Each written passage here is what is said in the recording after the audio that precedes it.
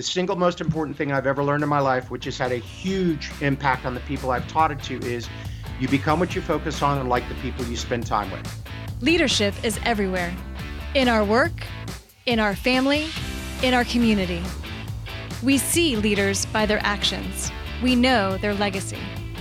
This podcast is about leaders, people just like you, doing amazing things every day. I hope these stories inspire you, they motivate you, and they fuel your leadership legacy. My name is Vicki Guy. Welcome to Ignite. The power of reading can be transformative.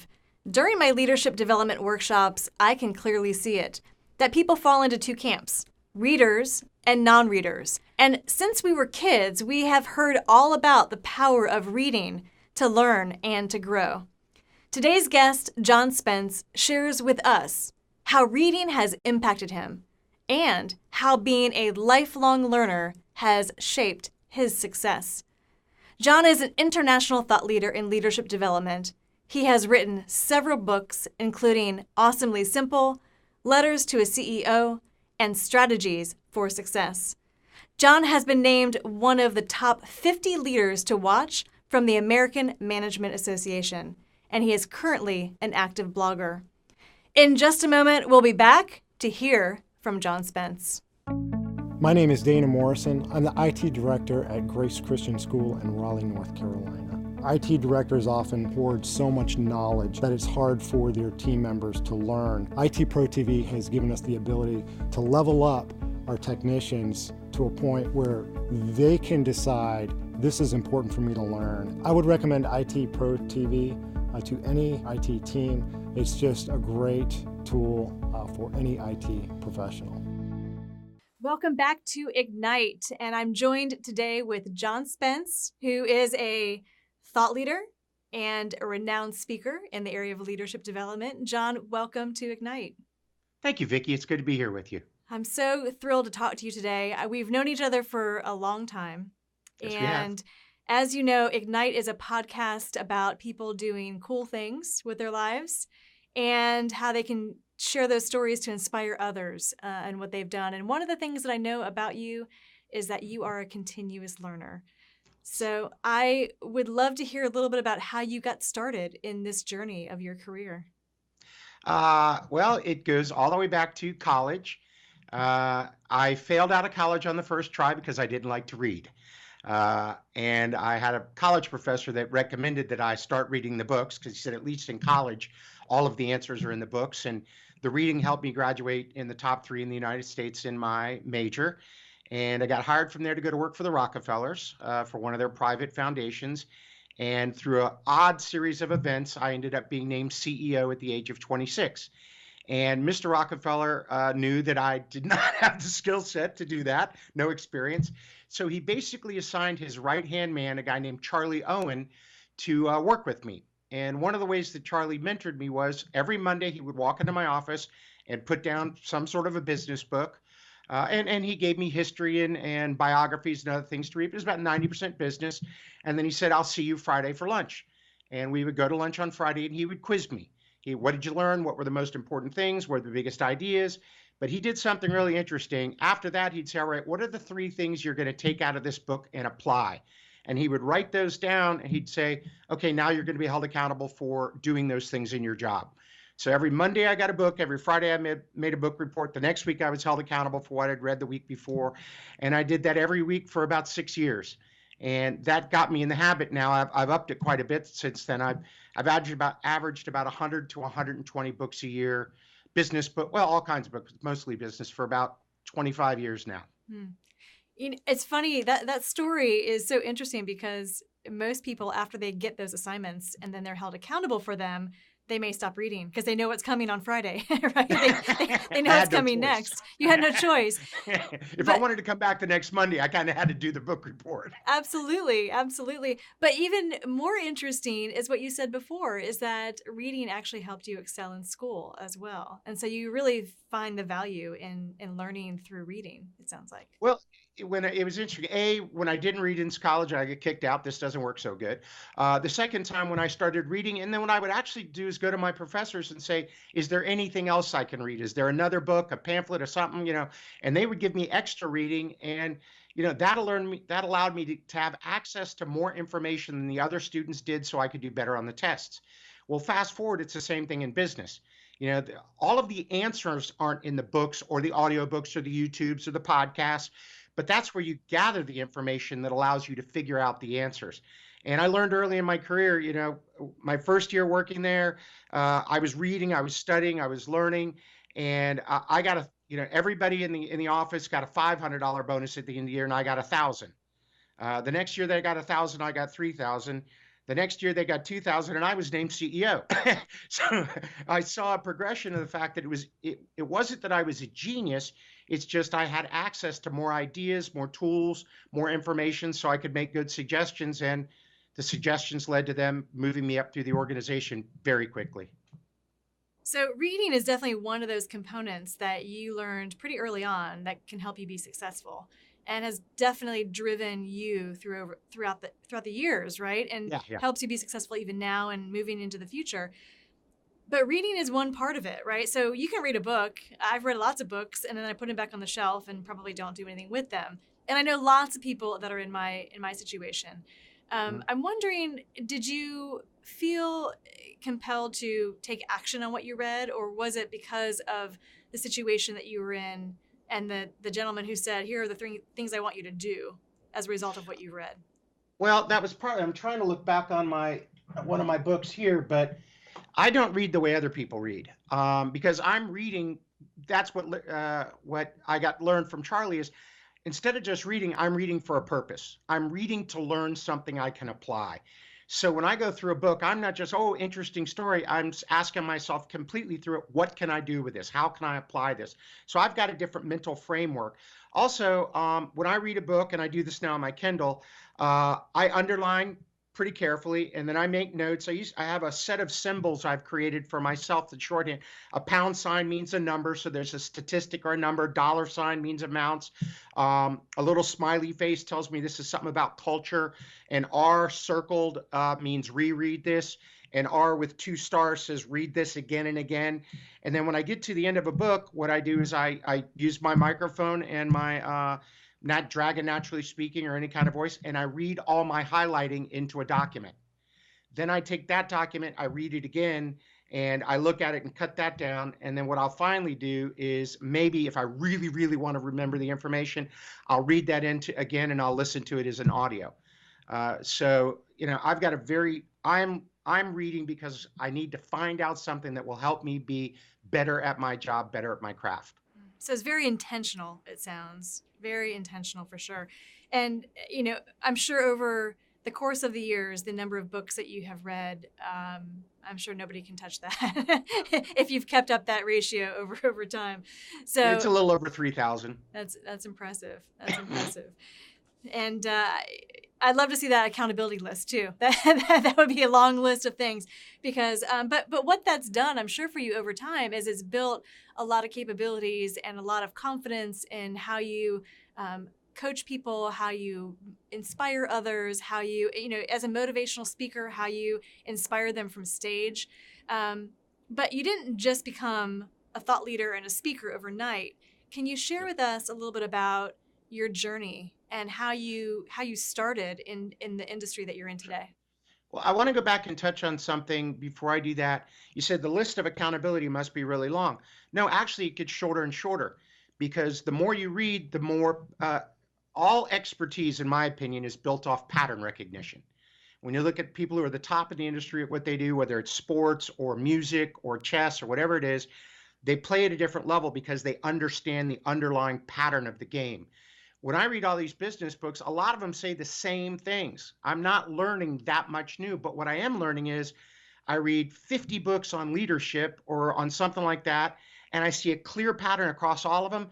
And it's a very short list of fundamental things that the best thought leaders in the world think about leadership. So I don't have to remember everything. I just got to remember those 6 or 7 things that I've seen over and over and over again in 5,000 pages of reading.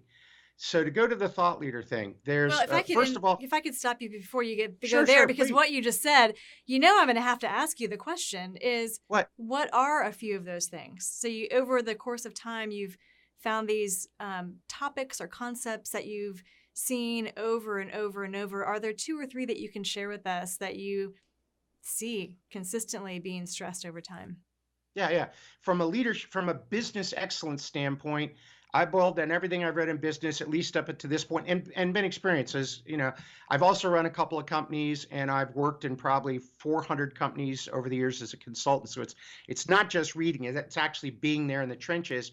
But from a business standpoint, I think there's four fundamental things: talent, got to have the best people on your team. Period. People are the success of your company. Culture, you got to have a culture that embraces two things. You got to have a high engagement culture, a winning culture where people enjoy what they do and the people they work with, that has to be balanced out by a culture of disciplined execution and accountability. The next one is being extremely close to your customer, understanding them deeply, what I call extreme customer focus. And then the last one is, again, a little bit like that middle one, but it's disciplined execution. You've got to be able, very similar to what Charlie did with me, you got to be able to take ideas and turn them into action. You've got to be able to take your strategy and actually execute it in the marketplace. A lot of companies have bright people, cool products and services, interesting strategies, but they only execute about 10% of their strategy. And that's not something that's going to be helpful. The other thing I'll go for leadership, this one's pretty straightforward and easy. Honest is the single most important thing that people look for in a leader they would willingly follow. Honesty runs across all of it. Visionary is important, and that's whether you lead one person or 100,000. Whoever you lead looks to you to have a vision. Another one is communication. You got to be excellent at communication, but really in leadership, it's more about asking great questions and listening, being intensely curious, and then really caring about what the other person says. And I could go on and on, but I don't want to talk the whole time about that unless you want me to. No, those are really great topics. And I can agree that I'm thinking back on some of the books that I've read, and you're right. Those are the themes that you see talked about over and over in a lot of the business books, a lot of the leadership books. And I think the hard part is actually just doing those things, right? Yeah, there's a great book called The Knowing Doing Gap. Hmm. And that entire book is about the fact that we have lots of information, but very few of us take positive, focused action on it, and take those ideas and create enough imagery, enough planning around it that they can build it and sustain it and move forward. So it's the difference between knowing and doing. Mm-hmm, mm-hmm. And the different knowing the difference and doing those things. I mean, it's hard Yeah, yeah, for very hard. That's for why most not. people. Well, that'll come back to your question about thought leader. It's Mm-hmm. hard. Yeah. People go, "Oh, you're a thought leader." I've been doing this. This year is my 28th year as a consultant, professional speaker, trainer, coach, all that stuff. I will tell you, for the first 11 years, it was a real struggle. Real struggle. I did well, but it wasn't really until about 8 years ago, 10 years ago, that my career really took off. And the difference is I spent the first part of my career talking about other people's ideas. Here's what Kouzes and Posner said about it. Here's what Tom Peters said. Here's what Jim Collins had to say. Here's what Roosevelt Moss Kanner had to say. Now, it happened from a client that challenged me. I gave a speech to 17,000 people, the top 1% of insurance agents in the world. And when they hired me, they said, you can't use anyone else's name or anyone else's data, period. It all has to be your ideas. And that's really what shifted me to moving into developing a lot of my own information based on everybody else's stuff. The other thing, there's a couple other things if you want to become a thought leader. Book helps, but it's kind of lost a little bit of the cachet it had before. Connecting with other thought leaders and learning from them. I'm very lucky that I'm well connected to some of the top authors and business thinkers in the world. Proprietary research is another big thing. If you want to be seen as someone who's truly unique in the marketplace, you have to have unique data, research, findings that other people don't have. So those are a couple of things. And it wasn't until about 8 or 10 years ago that I started collecting all that up. Mm-hmm. And just for our listeners who are not watching us on video, I just want to remind everybody that we're talking to John Spence today. He is a thought leader in the area of leadership development and a recognized speaker. And John, on those topics in terms of, the creating your own content over the last few years, Mhm. is there anything that you've done that you're most proud of around your own content in that span of time? So over the last 8-10 years, when you've been doing your own research and you've been able to generate some of this information either from stage while you're doing a motivational talk or through workshops or coaching, what are those things that you're most proud of? I'm really proud of when I see a reoccurring problem that people are really struggling with, and it's holding them back in their career or in their business. And I see it over and over again, and I can spend enough time to research it, study it, think about it to create. And it's one of the things that my entire career is built on, is making complex things simple, that I can create some sort of a simple idea that will allow them to move through that roadblock. So when somebody walks up to me and goes, "Oh, I was struggling with that so much, John. It was just totally, my business was struggling, and that one idea is going to change everything." That's the stuff I'm proud of. And it's only a very few things. It's only 4 or 5 things that I've really learned like that. But when someone walks up and goes, "I've never heard it that way before, and that's going to help me so much," that's what makes me happy. Yeah. And I imagine you probably have heard that more than you're admitting to right now. So, those types of things, those aha moments that people get over time, they can really change a person's life. It can change their profession, it can change their business, but it can change them personally as well. Is there anything that you found that in your research, your discussions, your partnerships that you found has changed someone's life? Yeah, there's one thing that I learned a long time ago, and I did a TED Talk years ago on the most important thing I've ever learned in my life. And I won't drag you through the whole thing, but the single most important thing I've ever learned in my life, which has had a huge impact on the people I've taught it to, is you become what you focus on and like the people you spend time with. Whatever you're reading, studying, learning, whatever you fill your mind with, and then whoever you choose to spend your time with will directly determine what your life will look like a decade from now. And when people get that idea of, if I improve what I spend my time on and who I spend my time with, I will dramatically improve my life. Hmm. If we had only known that when we were young, right? Yeah, Younger, well, I wouldn't have had to younger. go through the failing out of school and everything. Absolutely. Well, I'm wondering through all of this, what has inspired you? What keeps you moving? You've said you've been doing this for now, you said 28 years. 28 years, yeah. And as you mentioned, some of the theories, remain the same. The way we implement them or execute them change over time. hmm What keeps you going? Well, I can tell you what doesn't keep me going is awards. I've won a bunch now, and they're meaningless. I mean, they're nice, but it's not about anyone else's recognition. It's about me feeling like I'm getting better. And I don't call it a job, or call it my craft. I feel like sort of an artisan that I'm trying to craft something beautiful. But what really keeps me going is when I drive through a town and I see small businesses closed, it physically hurts me. I feel so bad for those people, for the people that owned it, for the employees that work there, for the community. And I've found that it's not usually because it's a lack of passion or intelligence or commitment.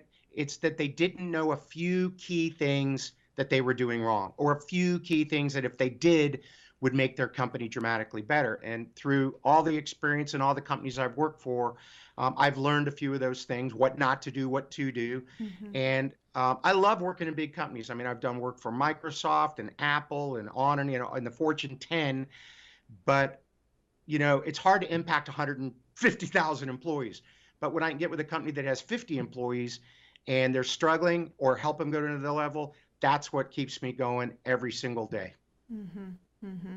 And how do you approach that? Like when you see a small business that is perhaps struggling and you know that there are some things that they could be doing differently, how do you start that conversation? Because I imagine I'm trying to put myself in that situation where I owned a small business and perhaps I'm struggling, and then I've got somebody coming in saying, "Let me show you how to do things differently." There could be some defenses that come up, I would imagine, because they have a Well, lot of you pride. just said it. I don't show anybody how to do anything at first. Mm.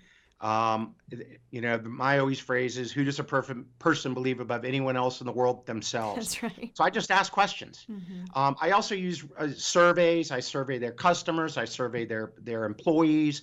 And I get all this data so I can say, hey, this isn't my opinion. I'm not just coming here to tell you, you got a customer service problem. I surveyed 100 of your customers and they don't like you. They don't like the way you treat them. Mm, So let's fix that. Here's some ideas.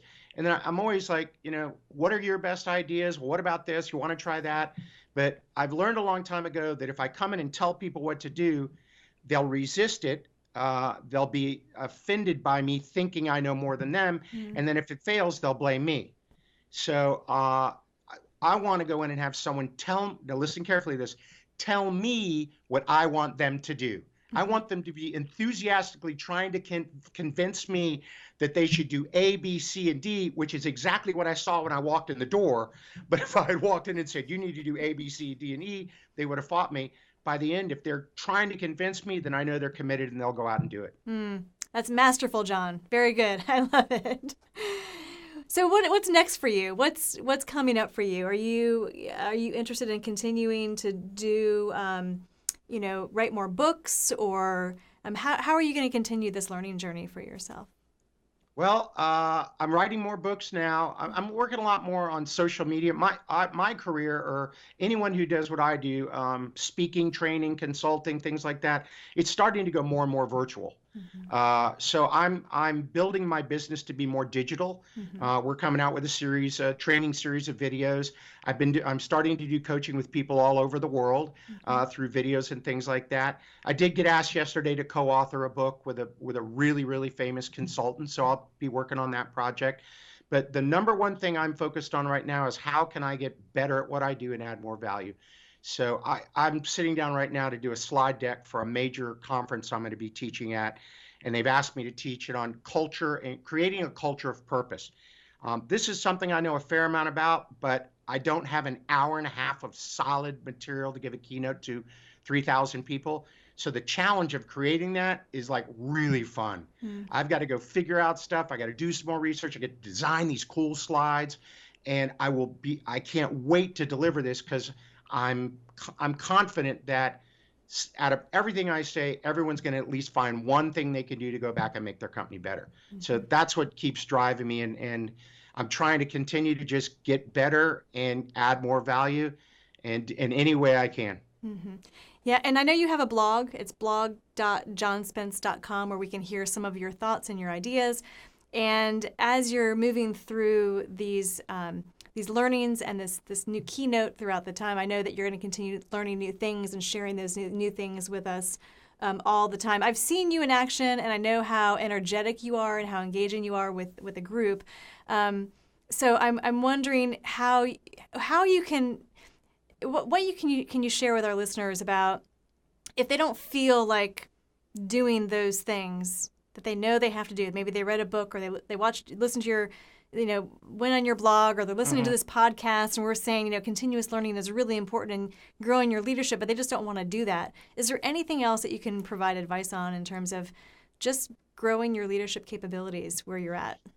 Well, two or three things. If it's not interesting to you and exciting to you and you don't want to read about it, then you probably shouldn't be doing it. Mm-hmm. Not everybody has to be a quote unquote leader. I'm actually putting together a program, and I've taught it a couple times, on followership. I was sitting with the CEO of a Fortune 50 company chatting, and I was doing a big global leadership development program for their company. And I kind of said, have you ever been to a followership class? And he went, no. I said, either have I. That's fascinating. So, if it isn't exciting to you, then it's probably a signal that this isn't something you should pour your heart into. So find stuff, and I'm not saying follow your passion per se. Jim Collins has the thing called the hedgehog concept. I was mentoring somebody about this the other day. There's 3 circles, and this is for a business or a career. 3 circles. Circle number 1 is, what am I really good at? Where do I have skills, abilities, talents that are better than other people, or I can learn them? I can increase my talent and skill. Number 2, that I'm passionate about, that I love doing, that's fun. Like for me, 4 hours designing slides is awesome. It's just a blast. Then the last circle is that's highly valuable in the marketplace. So what am I really good at that I love to do that people will pay a lot of money for? Unfortunately, I meet a lot of people that have the first 2, but not the money, and that's called a hobby. So if you're not excited about leadership or reading leadership books, what are you excited about? What do you stay up at night reading that you're just completely caught up in? I'm not talking about novels, but from a career standpoint that you go, this is cool. That's where to spend your time on then. And that's worth spending a little time just reflecting on, because sometimes people don't even know what that is, right? Yeah. Many, many, many times. Yeah. When I teach my classes, oftentimes when I challenge them to, for example, write down their personal core values or their personal definition of success, I would say it's usually 70 to 80% of the class struggles with those because they've never looked at it before. Yeah. Well, those are some really good tidbits of information. Hopefully our listeners wrote some things down that you mentioned and keep those in their back pocket to help them grow their leadership. So, John, thank you so much for being here today with us. Right after this, we'll be back with more from Ignite. Enjoying Ignite? Then you'll want to check out Technado, another podcast from the IT Pro TV network. In each episode, hosts Peter and Don recap the week's top tech news and interview IT experts from around the globe. Learn more at itpro.tv/podcasts. It was so good to talk to John today. As we wrap up our session, I want to share a quote from Michael Legrand. He's a French composer. He said, "The more I live, the more I learn. The more I learn, the more I realize, the less I know." So, get out there and read. Thanks for being with us today, and please subscribe to our podcast and check us out at orendaleadership.com and at itpro.tv. From all of us here at Ignite, I'm Vicki Guy.